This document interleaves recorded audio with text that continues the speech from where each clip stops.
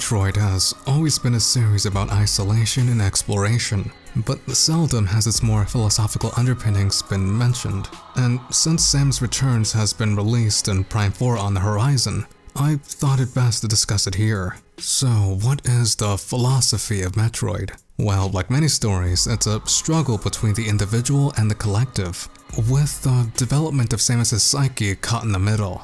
So, what the heck am I talking about here? And does any of this have to do with the upcoming Prime 4? Well, let's start from the beginning.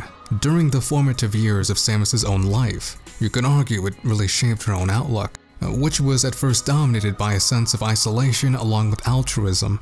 As many of you probably already know, Samus lost her parents at a very young age, and many of her canon depictions display her having PTSD from the event. Hence, many of Samus's traits, being an altruistic hunter helping those in need, likely came as a response to her own parents' death. Her own way of wishing that she could somehow undo the past by becoming something that could have prevented her own formative tragedy. I mentioned before that both isolation and altruism plays a role in the development of Samus as an individual. What I mean is through the shaping of her own identity.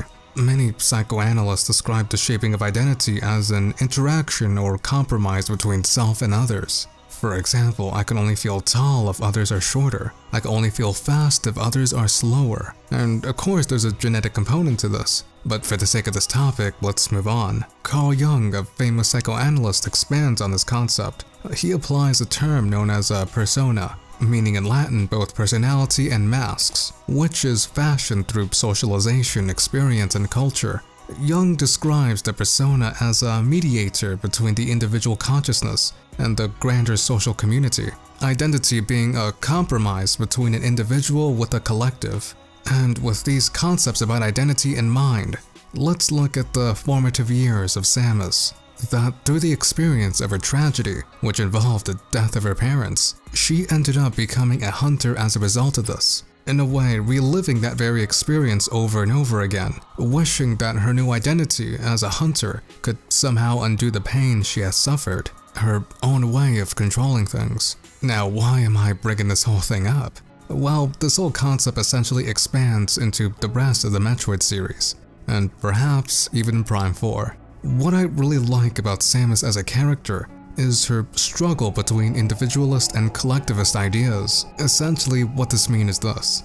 During the early half of the series, including the Prime series so far, Samus's personality was extremely altruistic, meaning she sought the well-being of others much more than her own, possibly seeing her own fulfillment as an individual as a secondary concern compared to whatever tragedy she may or may not prevent. It was only until the later half of the Metroid series, when Samus starts to become more individualistic, that she wanted to pursue actions that were not necessarily tied to her past tragedy, but more so to break out of it and finally move on.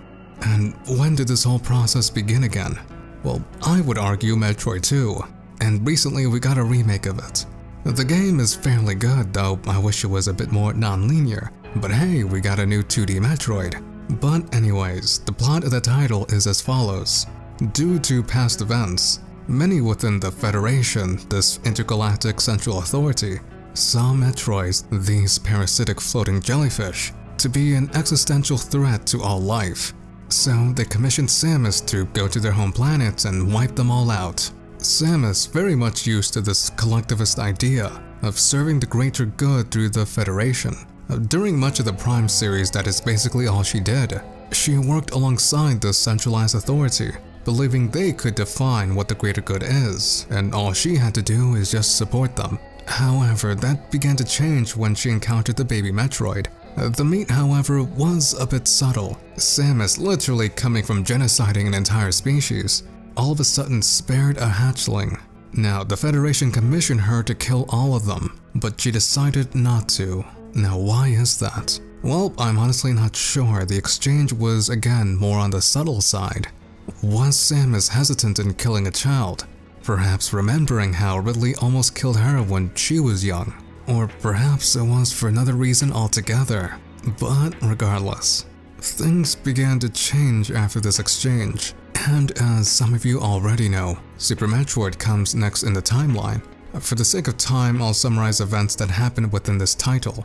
Samus ended up delivering the baby to some scientists, only for them to end up dead by the hands of Ridley along with the baby kidnapped. Samus, as a result, went after him. Now, at the end of the title, Samus ends up being saved by a now fully grown and altered baby Metroid, but sadly the baby died. But it did give Samus the opportunity to survive the event, and that segues to Metroid Other M. Now, say what you will about the title, honestly not really the biggest fan of it.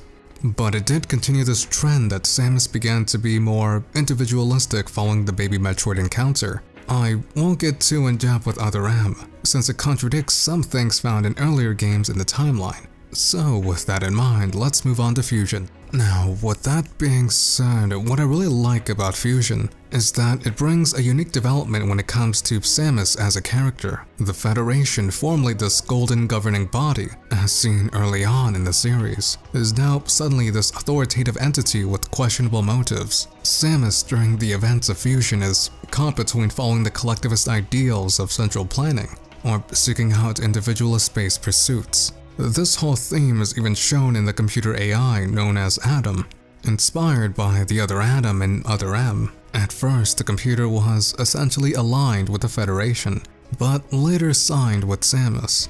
At the end of the title, Samus ended up betraying the Federation by destroying one of their facilities. And this is what I really like about the ending. It essentially begins a new chapter.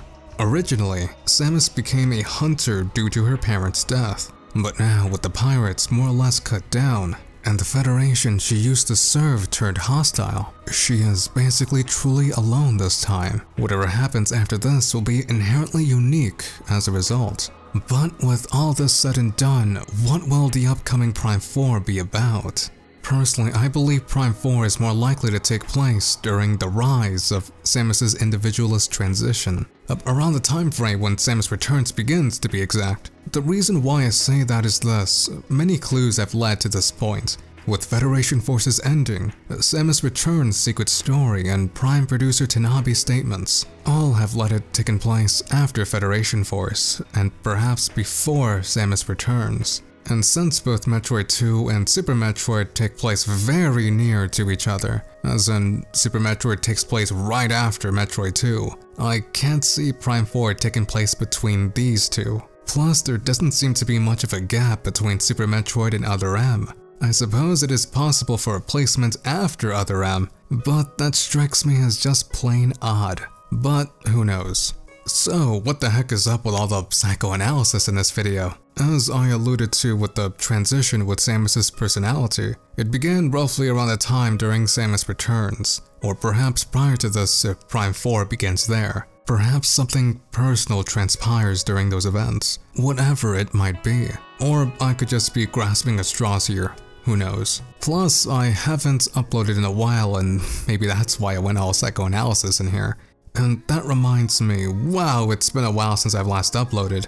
Sorry for that. The hiatus took way longer than I thought it would.